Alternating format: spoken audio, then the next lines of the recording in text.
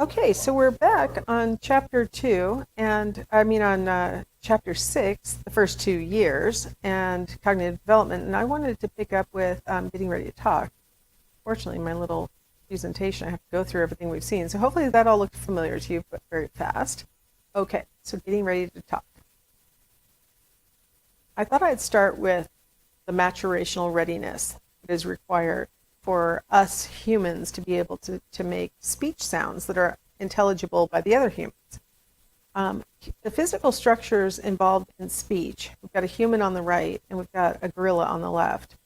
One of the reasons why humans can talk and gorillas cannot is because our vocal tracts are different, right? You can see, for one, the gorilla has a really big tongue relative to their mouth size. Our tongue is freakishly large, but compared to the gorilla, it looks downright petite.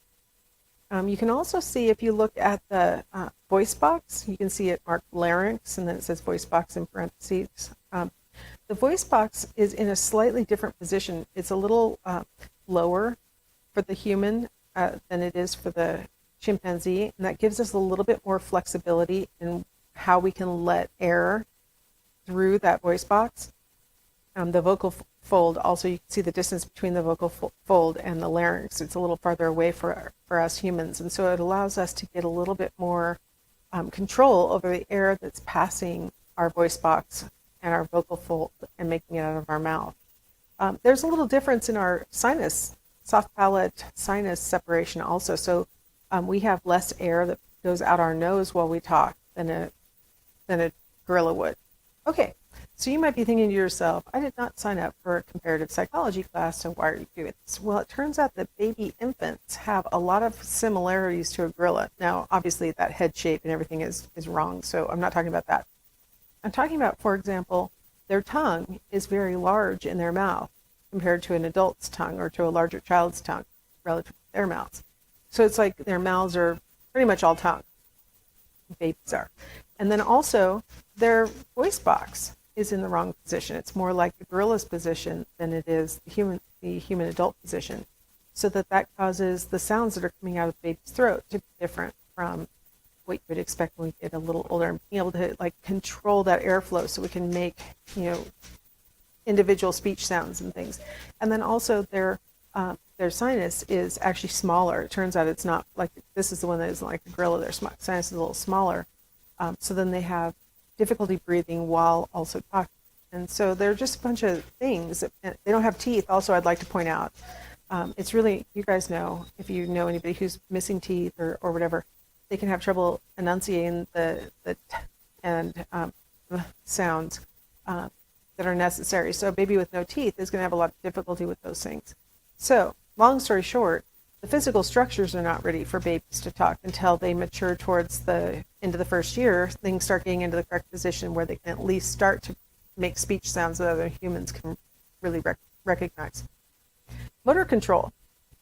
So this is our primary motor cortex, and they tried to draw different size body parts that are big. If it's bigger in the drawing, it means that there are more neurons devoted to controlling those body parts.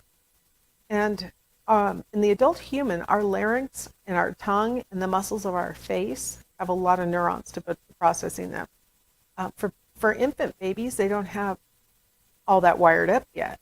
They need to wire those connections, which we talked about in the previous lecture, right? The importance of wiring up those neural networks so that they can get the kind of control that we need over the voice box, the tongue, the face, so that we can actually make those kinds of little fine-tuned different muscle postures so that we can get the sounds that we want to come out of our faces. So motor control is super important and needs to mature over the first year and actually continue to mature. Some of you may have, when you were little, been told you had a speech impediment or something. Really common in little kids because their motor strip needs to continue to mature. And then we have the language cortex that needs to mature.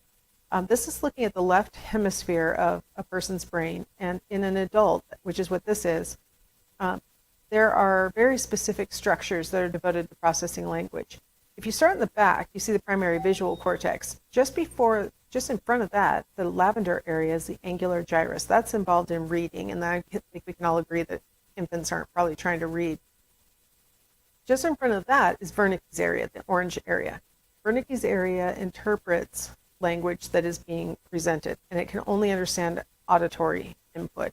That's the role of the angular gyrus, is to translate reading written things into a sound that then Wernicke's area can understand.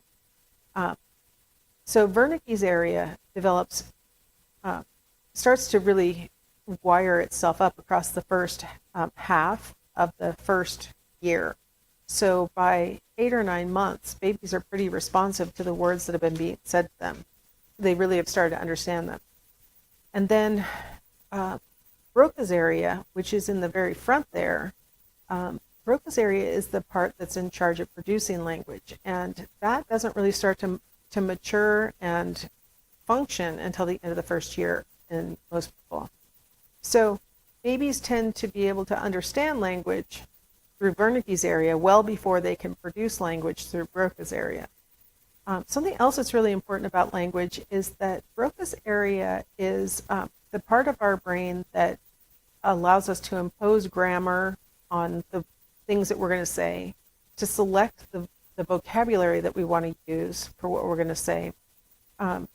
In infants, they don't really use Broca's area for that as well. They tend to have individual words stored as memories all over their cortex. And it isn't until the end of the first year that Broca's area matures, and all the grammatical rules and all this vocabulary stuff seems to really center in on Broca's area. So some maturation has to occur, in other words. And that happens over the first year of life. All right, so let's talk a little bit about speech perception and speech production. So, perceiving speech. I think you guys probably are aware that children understand a lot more words than they can produce. And in that second year of life, boy, they are acquiring vocabulary at the rate of about 20 words a day. It's shocking. If we could acquire that kind of vocabulary in a new language at the rate that babies do, that would just be amazing. But we can't, but they can.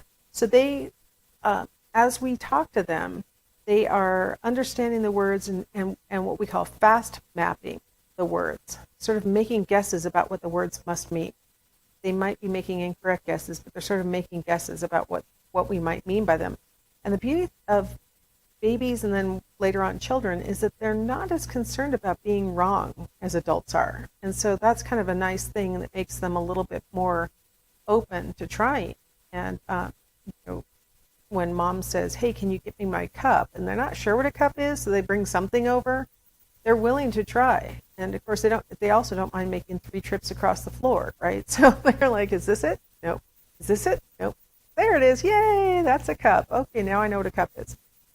So perceiving speech happens much earlier.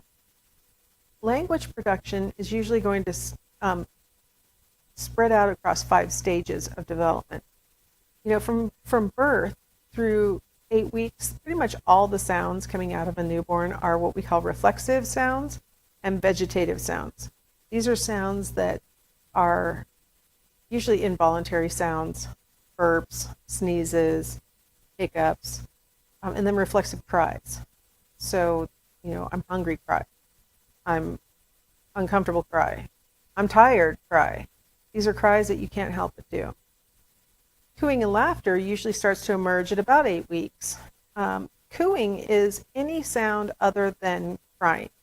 So sometimes it can be a really objectionable squeal. They'll like, and that's actually a coo because it's not a cry. And it's not a word. It's a sound that a baby's making. They most commonly, like the stereotypical cooing sound would be goo goo, right? Goo goo gaga. We always, if you pretend to be a baby, goo goo gaga. That's a cooing sound. Nonsense. Usually got vowels that are long, oo, e, things like that, and then laughter. I mentioned in the last lecture that sometime between 4 and 8 months, you'll typically hear the first laugh out of a baby. And there's nothing better than a baby laugh, right? But that kind of laughter it doesn't mean anything, but it's definitely showing that they're reacting to their environment. They're engaged in their environment. Although sometimes they'll laugh when they're sleeping, so maybe they're engaging inside themselves also. Oops. So this, it's weird how it starts to flash like it's going to show the video and then it doesn't even let you see the preview. So this little video that I linked in the classroom gives you an illustration of what cooing sounds like. I picked this video, I don't know these people, but I picked this video because the baby is making a variety of cooing sounds that is just really classic cooing baby behavior. Vocal play is what we refer to when we're talking about babies exploring the sounds that their vocal tracts can make. So between 16 and 30 weeks, you'll hear babies, even babies who are deaf will go through this stage where they're trying out their vocal cords. So it's not dependent on, some kind of feedback loop where they hear their own sounds or anything like that. They're just exploring what their vocal tract can do. A lot of times the vocal play will take the form of reduplicated babbling, where they're now starting to alternate consonant, vowel. So they're like da, da, da, da, da, da, da. So you'll notice that the vocal play and the reduplicated babbling stage kind of overlap a little, right? Where reduplicated babbling could be as early as 25 weeks. Vocal play may continue as long as 30 weeks. And that's because vocal play sometimes emerges into this kind of, again, with the feedback loop idea, but the idea that they're stuck in a loop. And so they're like, da, da, da, da, da, da, da, da, da. It doesn't mean anything. They're just doing it. They're just making these sounds. Of course, what do we do when we hear a baby saying da, da, da, da, da, da, da? We go, that's right. Where is Dada? Do you love Dada? Is Dada here? We say things to try and encourage them to narrow it down into what could be an actual word from the native language. So here's a video that I've linked in the classroom that's duplicated babbling, a baby who's making them. One of the things it's funny to listen to these kids doing it. So anyway, I'll let you watch the video. Now we're going to get into months, because now we're looking at 9 months to 18 months, where they're going to do non-reduplicated babbling and jargon. Now, during this same period, babies might be making single words. So it's very common to be in the one-word stage during this period. But you'll also hear a lot of non-reduplicated babbling, which means now instead of going da, da, da, da, da, we say da, da, which then can be jargon to name a person who we know. Da, da, right? They might have other kinds of jargon that their family recognizes, like wawa for water, or banky for blanket, or my daughter babysat a little boy who called his yellow blanket is leloli. Leloli. He couldn't take his nap without his leloli. That kind of jargon that the family recognizes, we all know what he's talking about, allows the baby to start communicating before he actually has all the things that he needs to be able to make the sounds and the words that he needs to be making. Sometimes people think, well, I shouldn't encourage my baby to be saying things like leloli. It's going to cause him to never really speak the language. Well, that's not true. Babies go through these phases where they're exploring the sounds, they're using jargon consistently, and the goal of language is to communicate. And so, stubbornly acting like you don't know what a leloli isn't really advancing their ability to communicate. You might accidentally produce learned helplessness in the baby, where they feel like, well, obviously you guys don't understand me, so I'm just going to stop talking. That's not the goal. Communication's the goal. So you can't really get a kid who's stuck in one of these stages by encouraging the stages. All right, I actually have a video about non-reduplicated babbling and jargon for you guys to watch in the classroom also. Okay, so there's some social precursors to language. I've got apparently a problem with my animation here, but some of the social precursors to language, first off, is when babies recognize the pragmatics of language.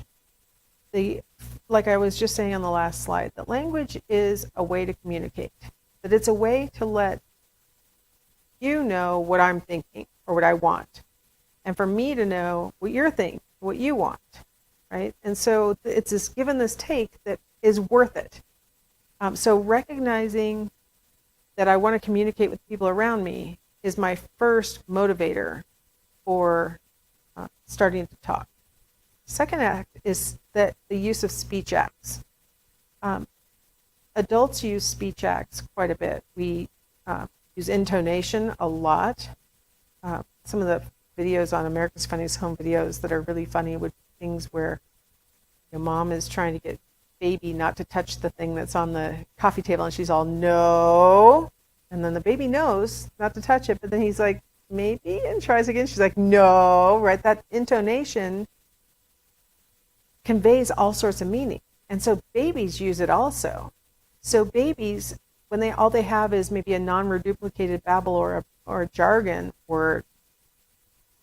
Let's say you have a baby who says leloli. Okay. With no other context, it would be very difficult for the family to figure out what that child wants, leloli. But by pointing at his yellow blanket while saying leloli, it makes it a lot more likely that mom and dad are going to figure out that, oh, that's what you're calling that object, right? And then they learn the jargon. So intonation, leloli, leloli. These things can help the listener to understand what the speaker is trying to convey. So, the intonation, the gestures, the context, right? If we're getting ready for bed and you always sleep with your leloli and you're saying leloli over and over again in a sad voice, I'm pretty sure you don't know where it is. And you're not going to sleep till we find it. There are all this richness to invoke when communicating, and that's what babies do. Now, from parents, on the parent side, the use of motherese is actually quite helpful for babies to acquire language. It used to be in the olden days called motherese, but mothers are not the only ones who talk to babies, are they? So they renamed it parentese at first, and then now our textbook calls it child-directed speech, because gosh, we cannot call it any kind of colloquial term. It must always sound scientific.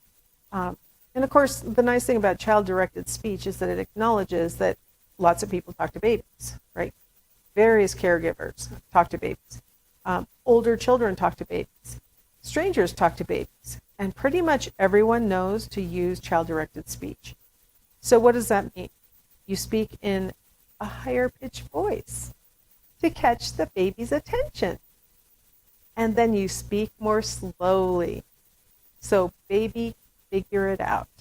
And then you occasionally leave a break for the baby to insert a comment, because they like to talk, don't they? Yes, they do. They like to talk. And then talk about just the immediate here and now. As I'm speaking to you guys for real while I'm lecturing, my German Shorthair Pointer is apparently thinking it's dinner time, although I would like to point out it's not dinner time yet. So he is currently actually using a bunch of speech acts to convey to me that he thinks it's dinner time. But if I wanted my new infant to recognize the dog and that that's a dog, I would say dog a whole bunch of times. I'd say, do you like the dog? That's a good dog, isn't it? Here, do you want to touch the dog?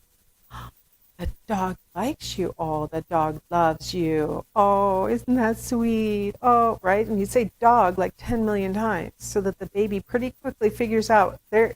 You keep saying that one sound while looking at this new thing.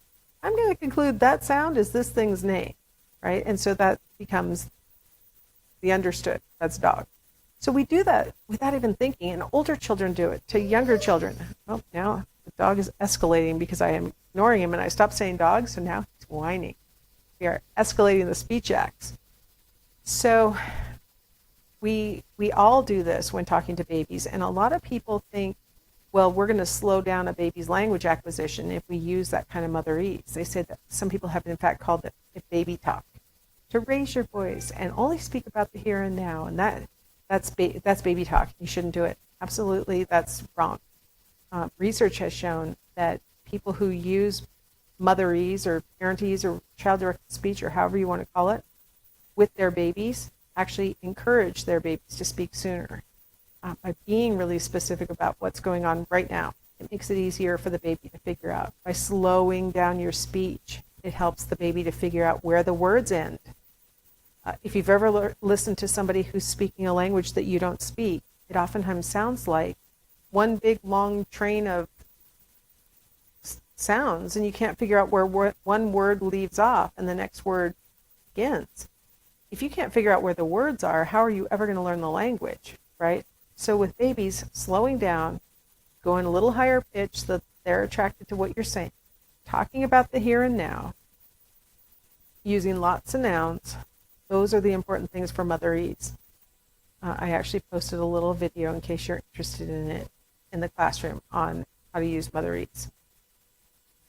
All right, well, what about some cognitive precursors to language? Like, what do we need to know, or how do we need to think? Well, for one thing, we need to recognize object permanence in order for us to be motivated to learn the names of objects. Because if they're just going to disappear, why even bother labeling them? Right? So the fact that my bottle continues to exist even when I can't see my bottle, and now I want my bottle, and so it's worth me saying bottle, because I know it's somewhere, and you probably know where it is, and I want my bottle. So I can say Baba, and I'm pretty sure you're going to go get it. You need to have object permanence before you start to actively label objects. Concepts. Concepts are things like tired, right? Like, it's a concept to be tired. Like, we all know what tired is, right? I'm pretty sure I know what tired is. But it's a concept. You can't see it directly. So you need to, over the course of time, start figuring out, okay, tired, hungry. My dog is hungry. Okay, I said hungry, so he ran out of the room. So yay, he's going to go show me where his dog dish is. Yay. So he knows, I don't think he knows what the concept of hungry is. I think when he hears that word, he knows that usually food is coming shortly thereafter, and so he's going to go wait for it. Children, on the other hand, can actually learn concepts and have names or words associated with those concepts, and that advances language. Imitation, right? Being able to imitate other people, because isn't that the hallmark of language? It's being able to imitate the sounds that you've heard, or in the case of deaf children, being able to imitate the gestures that you've seen. Those things are necessary for being able to produce language. And then, of course, the use of symbols. Being able to recognize that a sound or a gesture can take the place of something that exists in the real world is a critical milestone for being able to produce language. Being able to substitute one symbol for something else. So the word dog for an actual dog. So that means that if we line this up over Piaget's stages of development, we're going to expect that during stage 1, the sensory motor period, the big milestone that our infants are going to get under their belt is object permanence and imitation. And that by stage 2, the thing that actually is going to move kids into stage 2 of Piaget's model is their use of symbols through language. And then they're going to be able to confront the demands of stage 2. So the key thing there is object permanence and the use of symbols, which are hallmarks of the sensory motor period. All right, so what do kids tend to say for their first words? Well, their first words, okay, well, it depends on where you are, what the first words are likely to be. Here in the US and other cultures that use English as their primary language, very commonly the first words are nouns. And it's probably not a function of the language, it's probably more a function of the cultures that use that language, but very focused on objects. In other cultures, some research has come out of Korea that shows that in other cultures, verbs are the first words to be acquired. How things interact with the world is the more important thing to focus on rather than the actual objects themselves. And so depending on the cultural emphasis, on what is catching a baby's attention, the first words could be nouns or they could be verbs. But that's typically what we're going to hear. We're not going to hear a lot of adjectives coming out of babies like big. We're not going to hear a lot of that. We're going to hear ball if you're an English-speaking child. Walk if you're a child maybe who speaks South Korean or Korean. Holophrases. Now, I referred to holophrases a little earlier and didn't tell you guys what they were. I didn't give you the term for it back then, but phrases are phrases that incorporate the word that the baby knows. So either the real word or the jargon or the non-reduplicated babble that they're producing. So you combine the word with a gesture, so pointing or opening, closing your hands or waving or something like that. So we've got the word, we've got the gesture, we've got the intonation. So maybe the intonation is demanding or excited or sad or questioning. So we've got the word, the gesture, the intonation, and then we finally have context. So what else is going on around this phrase? So for example, if you have a baby and you're standing in the kitchen washing dishes and the baby's standing on the floor, pointing at the cookie jar and going, cook, cook, and pointing their finger and then doing an open closed gesture and going, cook, cook, while pointing at the cookie jar, in that demanding tone of voice, it's pretty clear that that baby wants a cookie. Even though they didn't say the word cookie, the context, the intonation, the gesture, plus the jargon word allows the adult to know what the child wants. Put the child in the high chair, they eat their cookie, you go back to washing dishes, and you hear the baby say, cook, cook. You look over there, and the baby's looking over the side of their high chair tray and saying, cook, cook. And it's pretty clear, must have dropped their cookie, right? It's these kind of hola phrases are very rich in meaning, much more than you would think from just a single word. Overextending words. This is when, no, I thought I had, sure. So overextending words occurs when we've hit the limit of the baby's vocabulary. Like maybe they don't know the right word for this thing. We saw this back, I think it was in chapter 2, I showed you some pictures as illustrations of, I don't know the name of this animal that's standing out in the field, but it's four-legged, it's largish, it's larger than our dog, but it's the only word I know for a big four-legged animal is dog, so I'm going to call that a dog. So I'm using the word dog to refer to any larger four-legged animal. Whereas it's a parent's job or a caregiver's job to say, oh, that's not a dog, that's a horse. That's a horse. Do you like the horse? Horses live in fields, doggies live in the house, or, whatever like that, to help them to realize, okay, you can't overextend like that. But overextending words is really common where kids are calling like with the best approximation of the word that they can come up with that would help to describe the thing that they're trying to describe. Finally, towards the end of that first year, or that second year, so when babies are approaching their second birthday, they start to put words together. And so they'll put their words together into two-word sentences. We used to call it telegraphic speech, but now we call it, I got confused there. Telegraphic speech, but now we're starting to call it texting speech because today's youth recognizes the short text and the need to be frugal with your language sometimes, right? It's hard to imagine a time in the olden days when people actually had to pay by the word and punctuation mark, and so they would use very few words in their telegraphs. But we definitely can relate to sometimes you're meeting somebody and you just want to dash off a text really quickly while you're walking, and so you'll just go coming, right? Right now, just like really brief little things that you would say to convey as much meaning as you possibly can given the context. They're waiting for you and you had made a plan to be there, right? And the word order might help to convey a little bit of context too.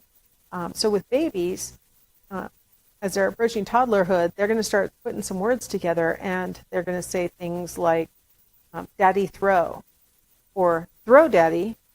Now, though that word order can be meaningful, right? Daddy throw might be a demand, or throw daddy might be a demand, or it could be a question.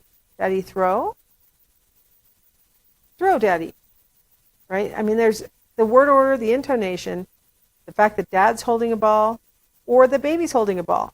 These things could help to make sense of what they're saying. So they string two words together to enhance the whole of phrases that they have available to them. They still use context, intonation, and gesture to really make a lot more sense out of what they're saying. So telegraphic speech. Other things I wanted to talk about with regard to early utterances would be things like overregularization.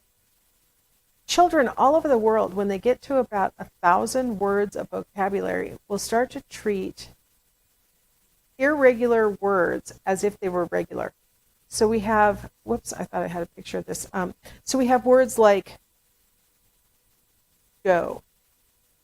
The past tense of normal words, you put an ed on the end of it. But go is an irregular word. So you're not supposed to say goed. You're supposed to say went. But how many of you have heard a child say goed or wented? So ed endings on irregular past tense verbs, or est endings on irregular superlative words. So for example, if you are using normal words, you'd say something like fastest, right? You put the est on the end of it, now it's the fastest. But what do you do with something like most or best? Well, if you're an over-regularizing child, you'll say mostest or bestest, right? Generally, you put an s on the end of things to make them plural. So you say things like dogs or plants. But some words are already plural, like sheep. You've heard children say sheeps, right? Or feets. These are examples of over-regularization. And what's really interesting about over-regularization is everybody around the world has irregular words in their lexicon, in the vocabulary of the language. And children all over the world will misuse those words when they get to a certain stage of development. And basically, it looks like about 1,000 words of vocabulary will be enough to trigger them over into that over-regularization. All right, well, that's all I had to say about early utterances. So I will meet back with you guys for Chapter 7, which is psychosocial development in the first 2 years.